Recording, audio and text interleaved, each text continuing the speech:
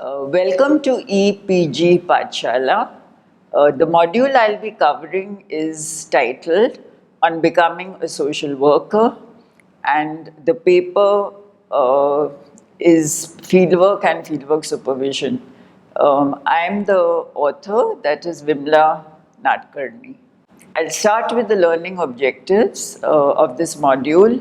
I'll be covering the concept of social work, what is the difference between a professional and non-professional social worker, the qualifying criteria and characteristics, roles and responsibilities of the social worker, values and attitudes for ethical practice, and challenges of becoming a social worker. To start with, very briefly, social work started as a profession abroad in the United States and the UK in the early 19th century, early 20th century. And we in India started the profession only in 1936, when the first social work school, that is the Sir Dorabji Tata School of Social Work, was initiated in Mumbai. So, social work in India has a long history, and in this module, while we are looking at social work history, we also need to understand what is the definition of social work. As a student, you have to understand that professional social work has evolved over time and moved from a very individual-oriented perspective to more of a systems-oriented perspective. So the latest international definition of social work, which was created by the International Association of Schools of Social Work and the International Federation of Social Workers in 2012, focuses on social work aiming to not merely uplift people or focus on their well-being, but the important aspects of interventions are aimed at protection of human rights, achieving social justice, equality, and of course, a better life for people, especially those who are marginalized, disadvantaged, exploited, and disabled. Social work, like any other discipline, while it's a helping profession, it is an academic discipline, and it embodies knowledge, theoretical knowledge, skills, and attitudes to work with people. The knowledge is based on theoretical understandings in the social, human, and environmental sciences. Social work skills that are taught to work with the poor, exploited, and disadvantaged people involve work with at the individual level, group level, community, institutional, and policy levels. And as I mentioned earlier, the principles underlying the teaching of social work and the practice of social work are the principles of social justice, human rights, collective responsibility, and respect for diversity. I will elaborate on each of these principles through the next few slides. Thus, the contents of the module will cover the concepts of social work and social worker, the qualifications, characteristics, roles and responsibilities, ethical practices and challenges, which are based on the learning objectives. How do we define a professional social worker? In very practical terms, a social worker is a person with a social work degree who is employed in a paid position and who undertakes social services and other activities aimed at improving the lives and well-being of the poor and to achieve social justice, empowerment, social harmony, and protection of human rights. So there is a dual focus on human well-being and structural systemic issues. The social worker works in a wide range of settings and with a wide range of stakeholders. Social workers work in open settings like rural or tribal or urban communities, in closed settings like schools, institutions, hospitals. Social workers may also work as staff of NGOs on issues like the environment, human rights, legal aid, and peace. The range is wide also in terms of the ideology of the organization, its vision and mission. For example, in some of the institutions, they may follow a very functional approach, which is only related to making improvements within the system itself. But there may be NGOs or organizations that work on more activist-oriented issues. So it will depend a lot on their ideology and the vision and mission that they adopt. We need to make a difference between the professional social worker and non-professional voluntary worker. There's a common feeling that everybody is a social worker. Even a political worker can be a social worker. Any housewife, any person with a charitable attitude of feeling of doing charity can be a social worker. But we distinguish between who is a professional and who is a voluntary social worker. So a voluntary social worker would be a philanthropist, a worker providing charity and material benefits, generally from social and religious organizations like Lions Club, Rotary Club, or could be also attached to a temple these days with Baba Ramdev or Satya Sai Baba's institutions. So they would belong to any of these organizations. Voluntary workers are part-time, regular. They may work as regular workers or based on their convenience when they have time available to them. Unlike a professional social worker who is paid by the organization and is expected to work full-time or as planned by the organization. NGOs may be run by non-professionals, by other professionals, by people from other disciplines. For example, a center can be run by a psychiatrist or a psychologist, and they may employ professionally trained social workers to be part of their team.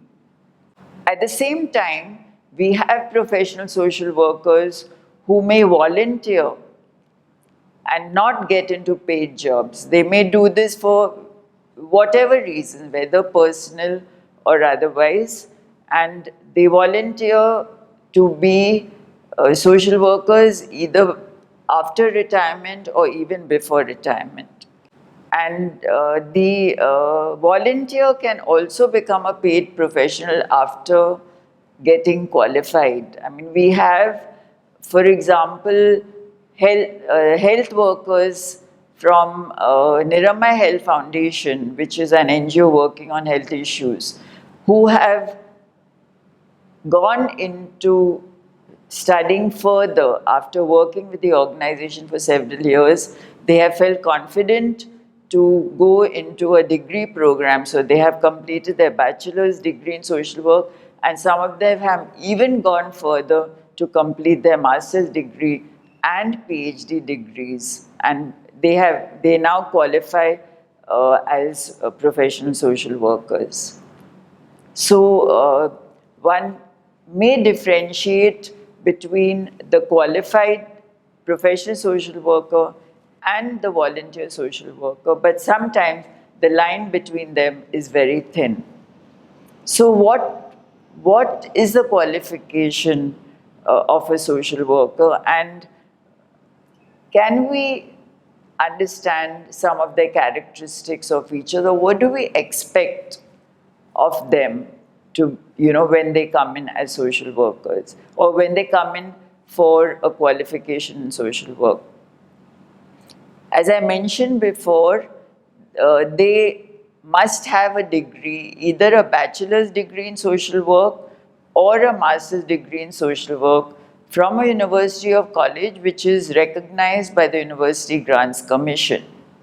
Social workers, candidates who come in for a degree in social work, may be from any discipline as an undergraduate student.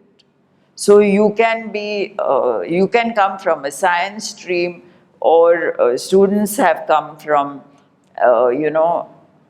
any other stream as an undergraduate student, psychology or economics, and they are eligible to enter. We've had engineers coming in for our program, we've had physiotherapists coming in for our program, even doctors, after they complete their MBBS, they want to change their professional line and they come in for the social work program. We generally find that the Bachelor of Social Work students, they go for a master's degree because they see the BSW as a foundation program. There are not many jobs available for BSW graduates in our country because it is still not a very popular program. I mean, it is not accepted in terms of jobs, though there are some developments happening. What is the curriculum of our social work program in general? The curriculum includes foundation courses like the social sciences, core social work social sciences, which includes psychology, sociology, economics and political science. In some of our programs, we also have environmental sciences because of the very symbiotic relationship between the environment and human well-being. So subjects on environment are also taught in some of the social work programs in our country. The core social work subjects would include history and philosophy of social work methods, social work ethics.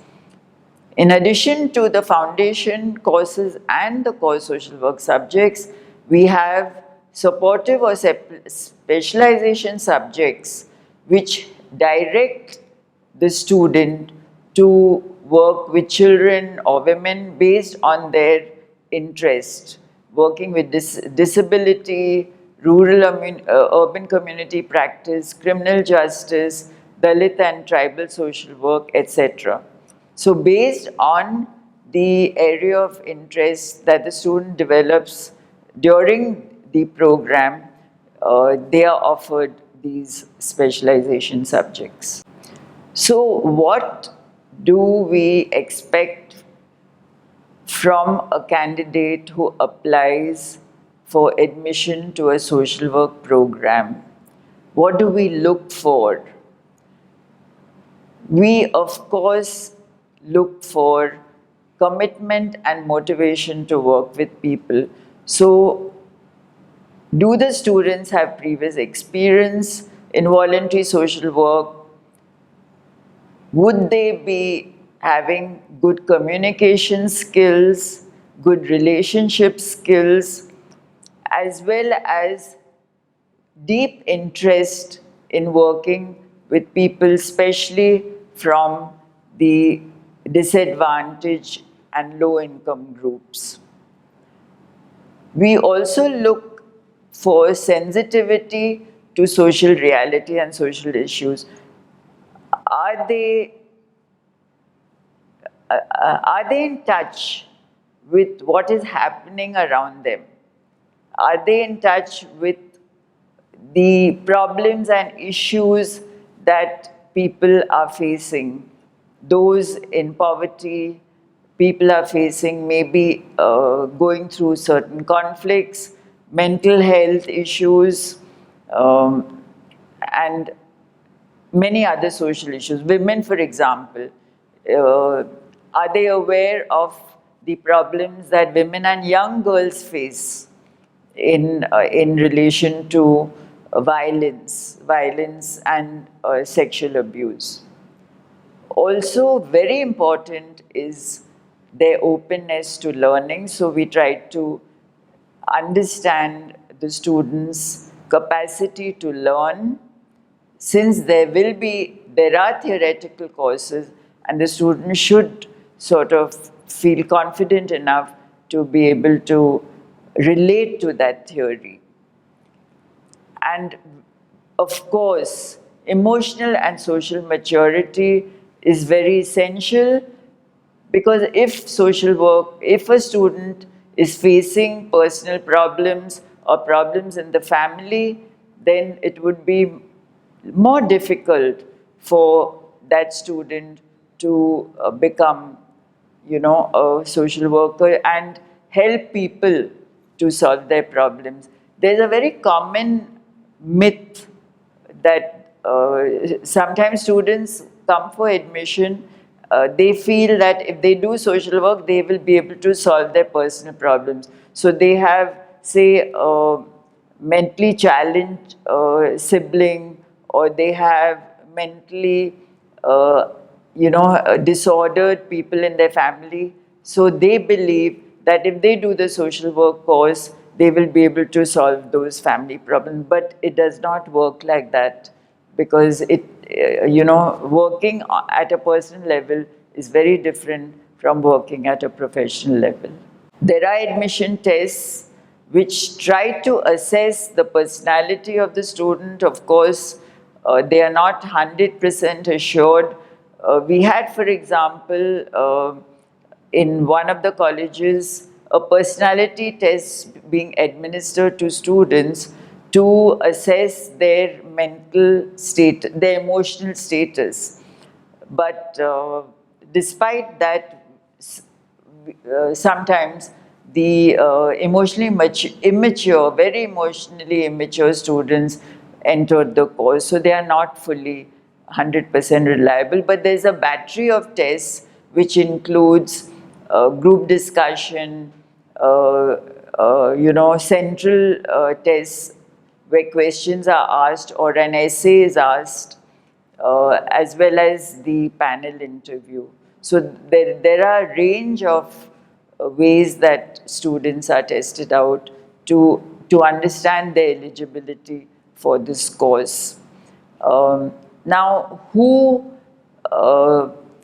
I could give my own example that when I joined social work, I really didn't understand what social work was all about, because I had done my graduation in psychology and I was not interested in going to a theoretical program at the master's level.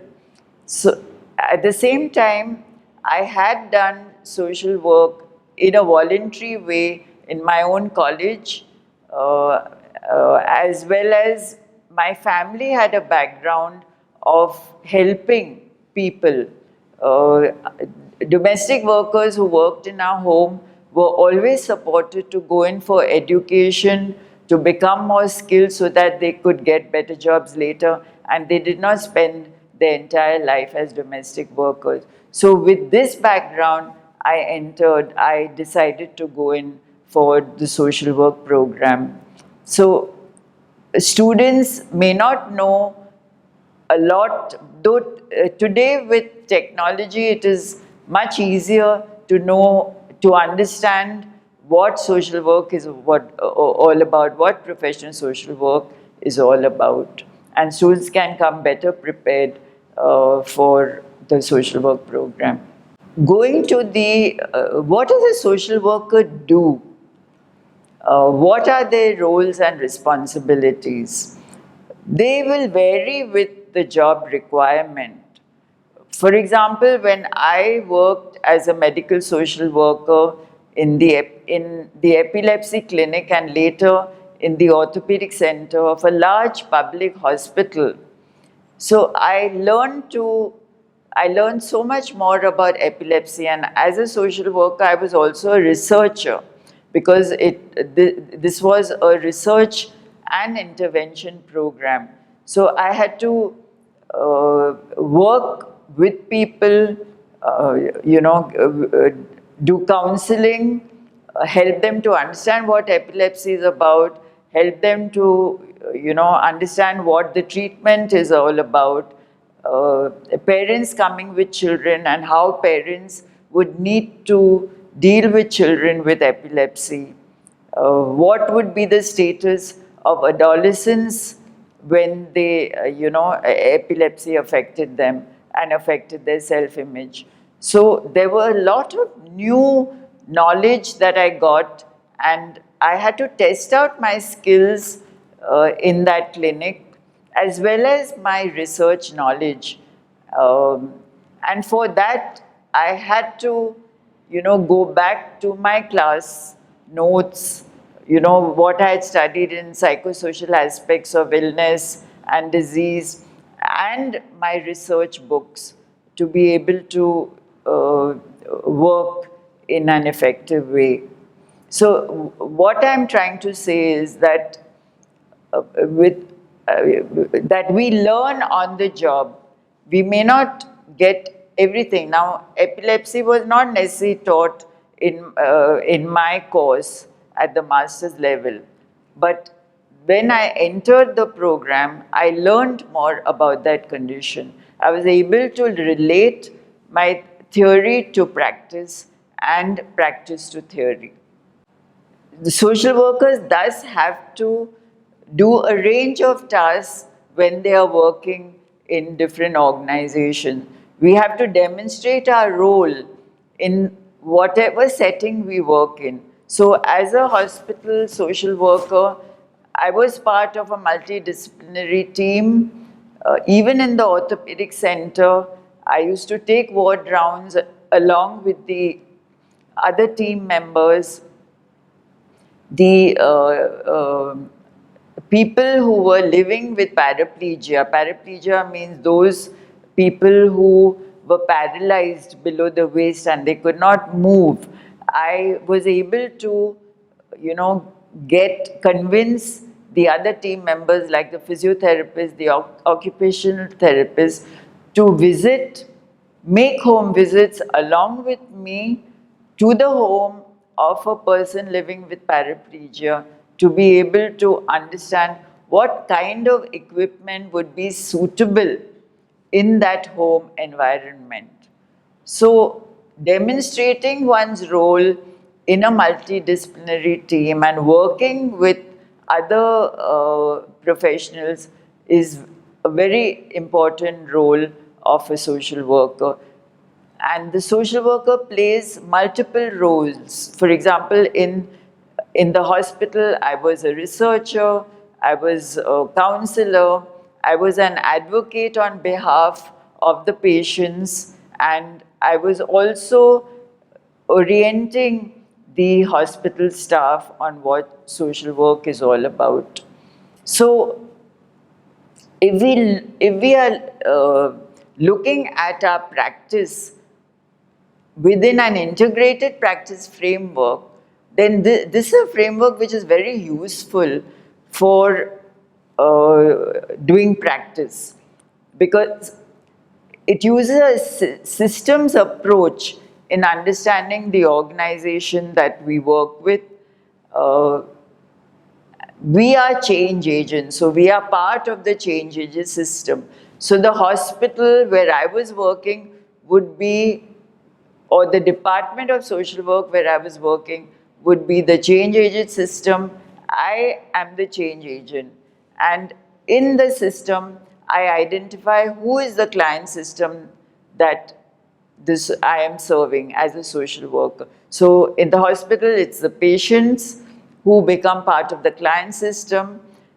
I have to then understand who is the target system that needs to be influenced to better well-being, for better well-being for the patient, for better treatment of the patient. So in a hospital, I would have to work, I work with the doctors, the nursing staff, with the other assisting staff, the attendants, with the physiotherapist, the occupational therapist, with the psychiatrist, the mental health worker, and a range of people who were part of the treatment team and who were influencing the well-being of the patient. So if there were any problems with the target system, I would need to work with them.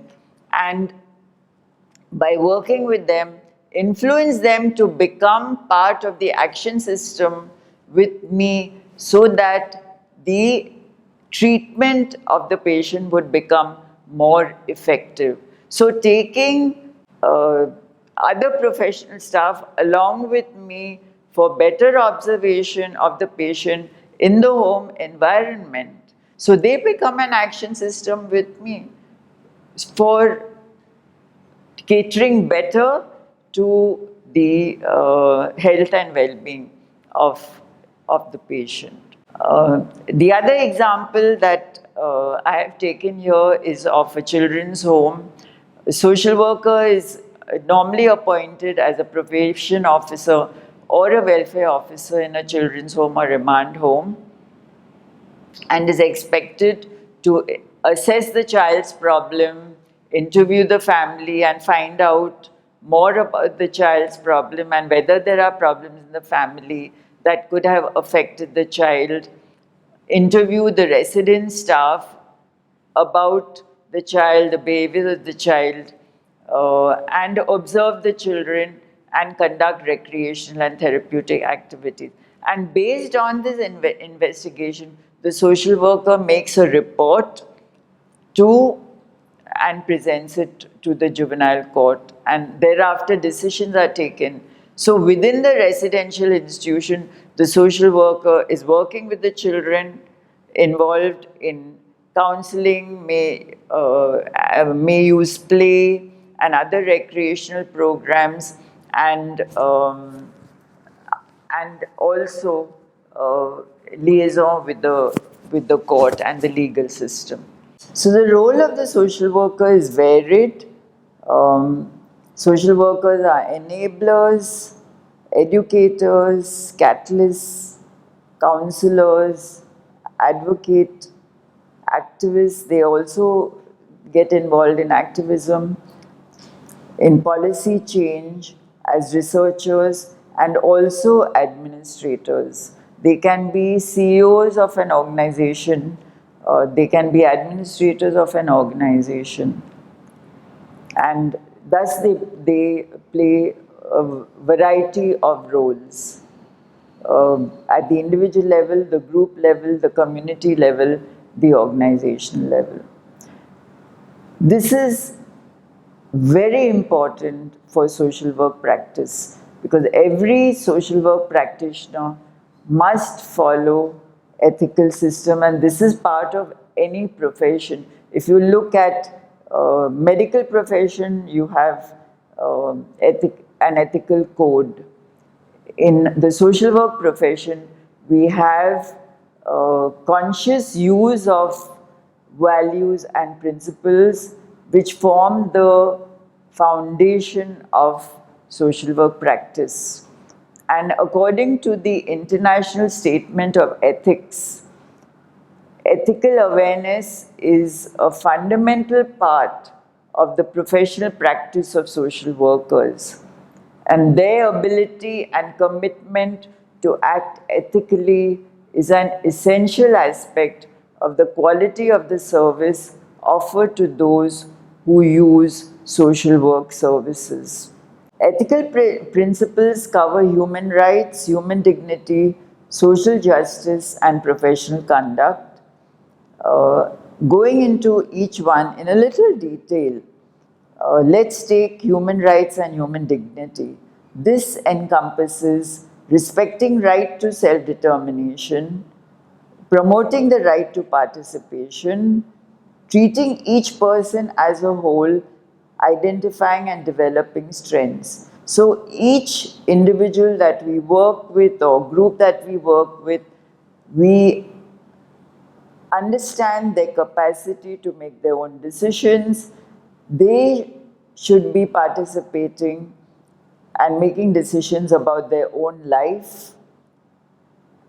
We also treat the person as a whole, which means that looking at all aspects of the person, the physical, the psychological, the emotional, the spiritual, the well-being aspect. And human rights and human dignity also means that maintaining human dignity is identifying and developing strengths of the person, working with their potential. For the promotion of social justice, we challenge negative discrimination. So, there is discrimination in relation to gender, age, sexual orientation, caste, class, religion in our society. So, in order to be socially just, we have to challenge this form of discrimination against, say, for example, the higher caste oppressing the lower caste. To achieve social justice, we have to challenge this and recognize diversity in our population, that people are different, each one is unique, each group is unique. So we do not support racism, we do not support violence against ethnic groups or minority groups. Promoting social justice also means that we are ensuring equitable distribution of resources and challenging unjust policies and practices.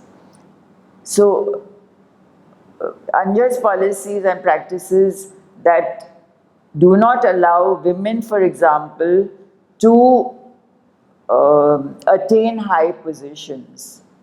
We find that it's if you sort of study the organizational system, you will find it's more male oriented than female oriented. So one has to change those policies and practice.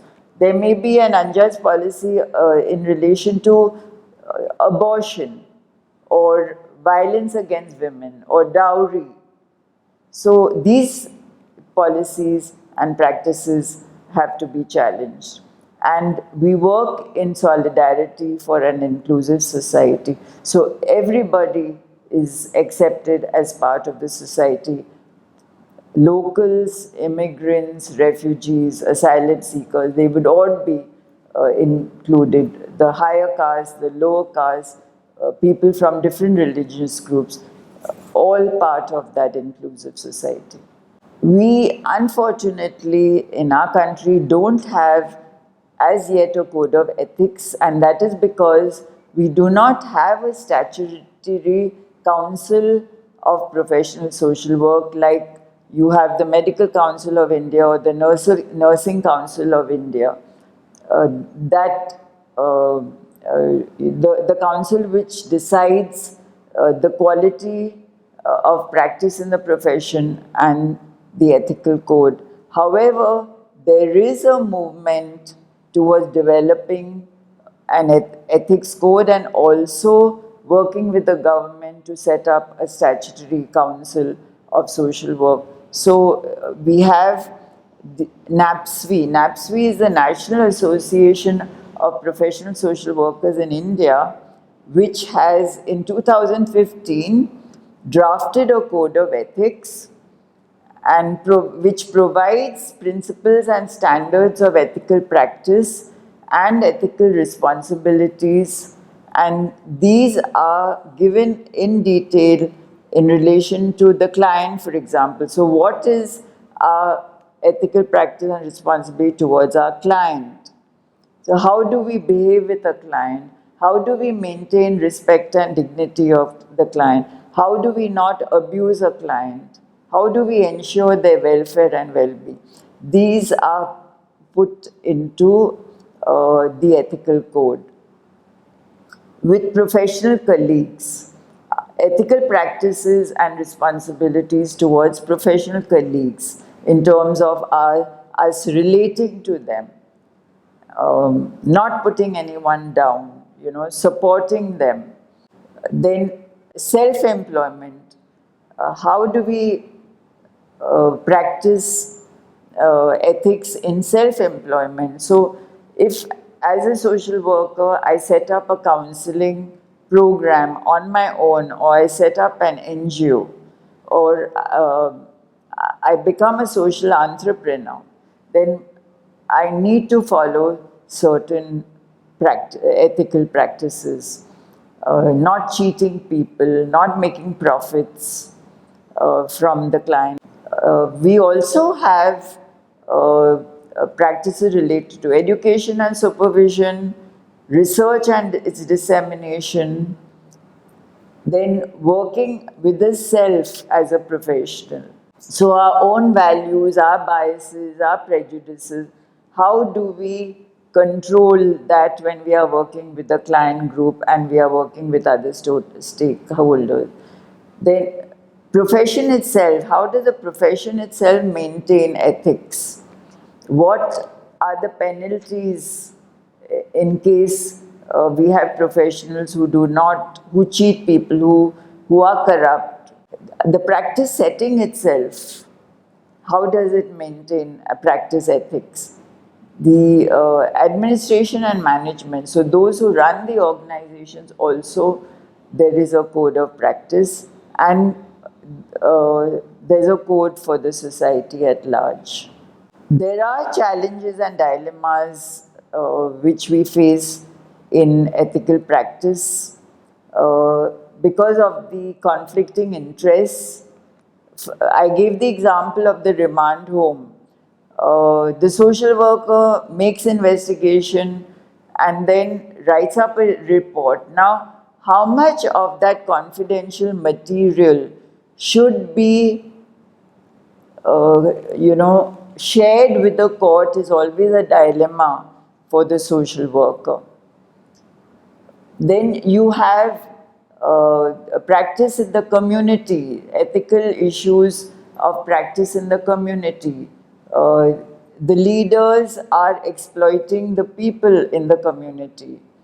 And as social workers, we want the people to be empowered so that they can work, on their own and not with an exploitative leader. How do they then recognize that?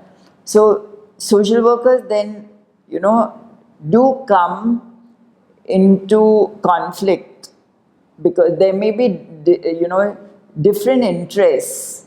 So we are protecting the interests of people on the one hand with whom we work versus the societal demands. So in the process of development, for example, a road has to be built which is going through the slums. So slums are being evicted because of the development. And the social workers would be supporting the people in the slums against the eviction. And at the same time, there is demand for development. Trees being cut. Now roads are being built, the metros are being built and trees being cut. So these are dilemmas that constantly a social worker has to face. So besides the dilemmas, there are other challenges of becoming a social worker. It is an ongoing process during the period of study and employment. So it does not stop at the level of graduation, but it's a constant evolving process of becoming a social worker. For example, when I started my social work practice in the hospital, I was more confident of working with individuals and maybe small groups.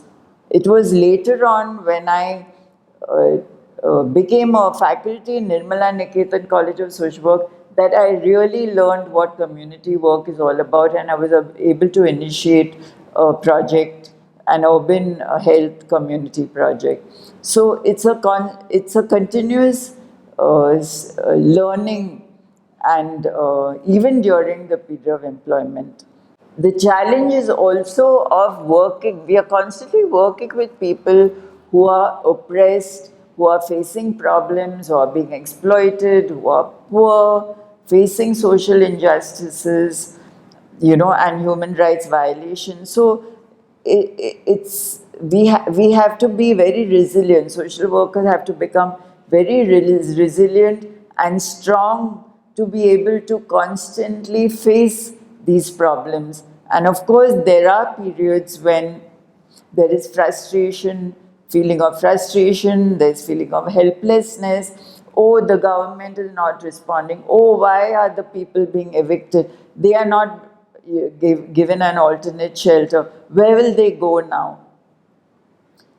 So that is also a very major challenge of how, as social workers, we develop strengths to face these frustrations and a sense of helplessness.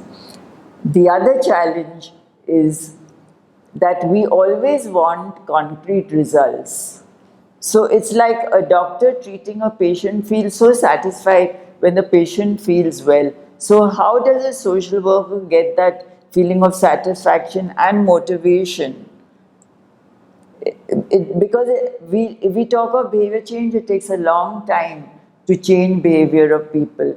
But if we are looking at housing or shelter, even getting housing or shelter takes a long time, because we have to constantly negotiate with different kinds of people in the government and outside the government.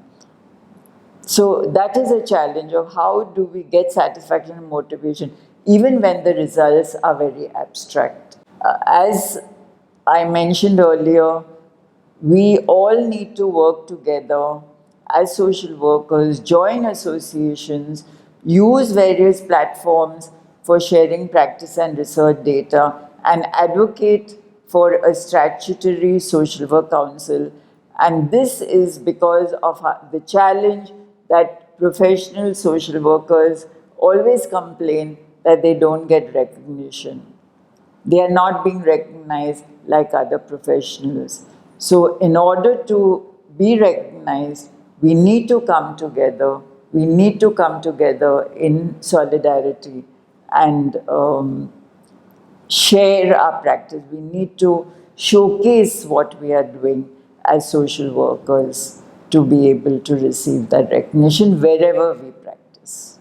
So to summarize this module, we started with understanding a little history of social work abroad and in India, and the process of becoming a social worker.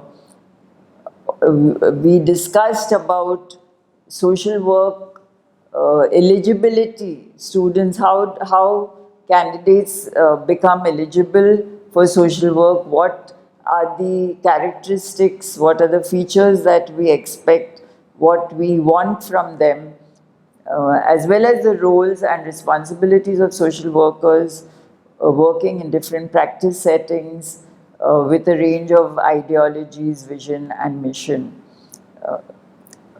Also, stress the importance of ethical practice and the need for a code of ethics, as well as discuss the challenges that social workers face in the process of becoming social workers and working in different fields. So students, there are references for this module. Please look up the e-text for those references. There are also links to different write-ups and references. And wish you all the best, and thank you for your patient listening.